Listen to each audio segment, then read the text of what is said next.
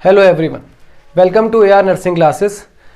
आज हम AR nursing classes के ऑनलाइन प्लेटफॉर्म पर आपसे डिस्कस करने आए हैं जो अभी आपका नया सेमेस्टर वाला जो एग्ज़ाम का पैटर्न है उसमें कैसे क्वेश्चंस आपसे पुट अप किए जाएंगे, एग्जामिनर क्या चाहता है, उसकी क्या डिमांड है। जो नया अभी जो पैटर्न है, पहली बार सेमेस्टर में एग्ज़ाम होने वाला है, तो बहुत सारे स्टूडेंट्स के कमेंट थे कि सर आप एक बार ज़रा एग्ज़ाम में हम कैसे लिखें, कैसा क्वेश्चन पुटअप होगा, इसके बारे में थोड़ा सा बता दें।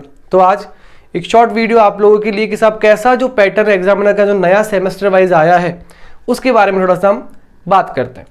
तो आइए, अभी अभी जो पैटर्न चेंज हुआ है, ज़्यादा कुछ आइडिया है नहीं किसी के पास, पहली बार सेमेस्टर का एग्ज़ाम होने जा रहा है, लेकिन फिर भी कहीं से खोजबीन करके और कुछ जो नया सिलेबस है आपका वहाँ पर देख कर कुछ जो पैटर्न है वो मिला है, तो उसमें बताना चाहूँगा मैं आपको कि साहब किस तरीके से एग्जामिनर आपसे क्वेश्चन पुटअप करेगा।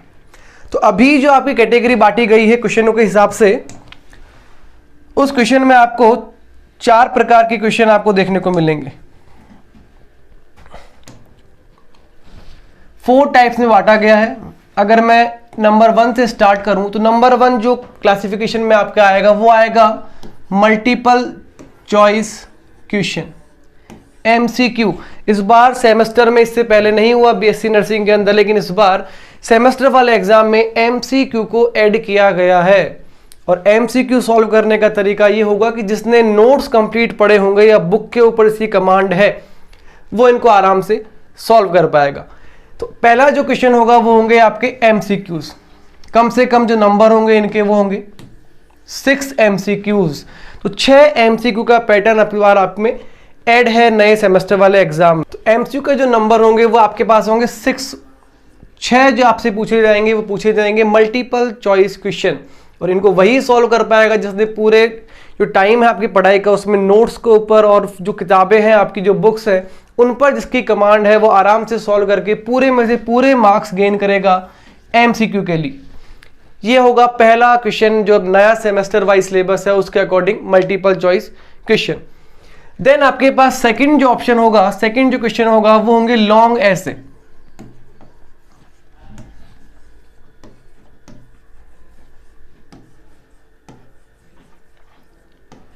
लॉन्ग ऐसे टाइप क्वेश्चंस जो होंगे कम से कम आपके 10 मार्क्स के,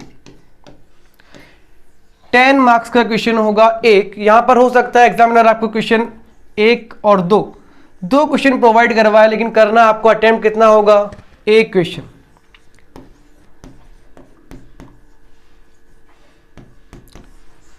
अटेम्प्ट कितना करना होगा, 2 में से एक क्वेश्चन। इस तरीके से पूछेगा आपसे लॉन्ग ऐसे टाइप, जो नंबर आपको हो सकता है 1 भी दे करने के लिए, हो सकता है 2 देकर आपको ऑप्शन दे दे। तो वो आप लोग देख लें कि साहब जो लॉन्ग टाइप वाले क्वेश्चंस आपने पढ़े होंगे बहुत सारे। अगर मैं एग्जांपल दूं, जैसे define psychology and it's branches, इसके साथ साथ define psychology and methods of psychology, इसके अलावा use of psychology and application of psychology in nursing, ऐसा कोई भी एक एग्जाम्पल हम मान लें, उस प्रकार से आपसे पूछेगा लॉन्ग ऐसे टाइप क्वेश्चन। तो 2 पैटर्न आपके सामने आ चुके हैं, मल्टीपल चॉइस क्वेश्चन और सेकंड वन है आपके लॉन्ग ऐसे टाइप क्वेश्चन।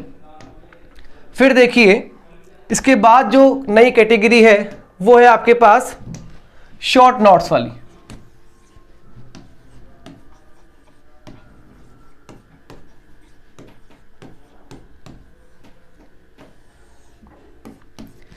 पहली देख लिया हमने MCQ वाला फॉर्मेट, फिर आपको बता दिया लॉन्ग ऐसे वाले फॉर्मेट, उसके बाद नंबर आएगा शॉर्ट नोट्स वाला। शॉर्ट नोट में कम से कम आपको 3 तो अटेम्प्ट करने का ऑप्शन होगा।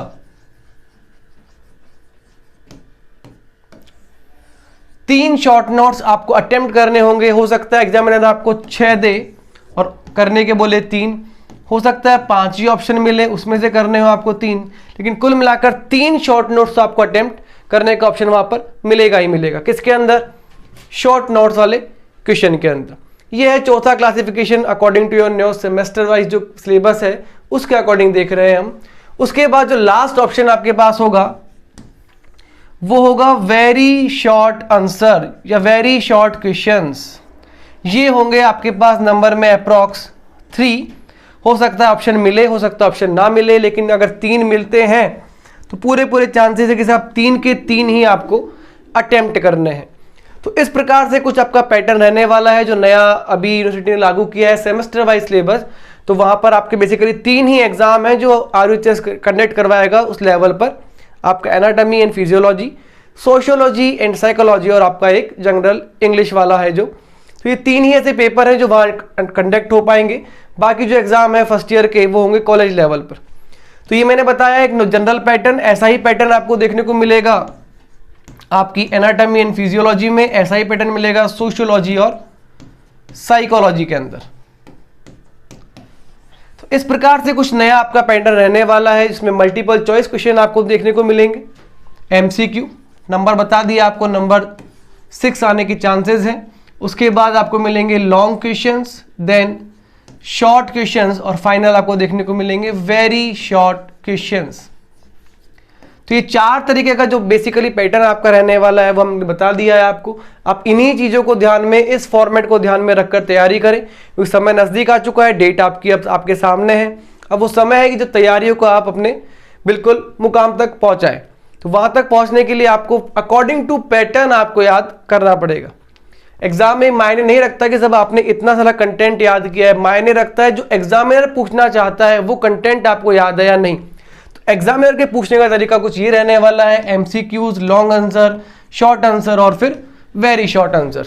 तो आप लोग इसी पैटर्न को ध्यान में रखते हुए अपनी स्टडीज को कंटिन्यू रखें। और ये तो जो नॉर्मल फॉर्मेट बताया आपको क्वेश्चंस का, इसके अलावा कल हम आपसे बात करेंगे कि साहब मोस्ट इंपॉर्टेंट क्वेश्चंस जो आपके साइकोलॉजी में एग्जामिनर पूछ सकता है वो हम आपसे कल डिस्कस करेंगे। Thank you.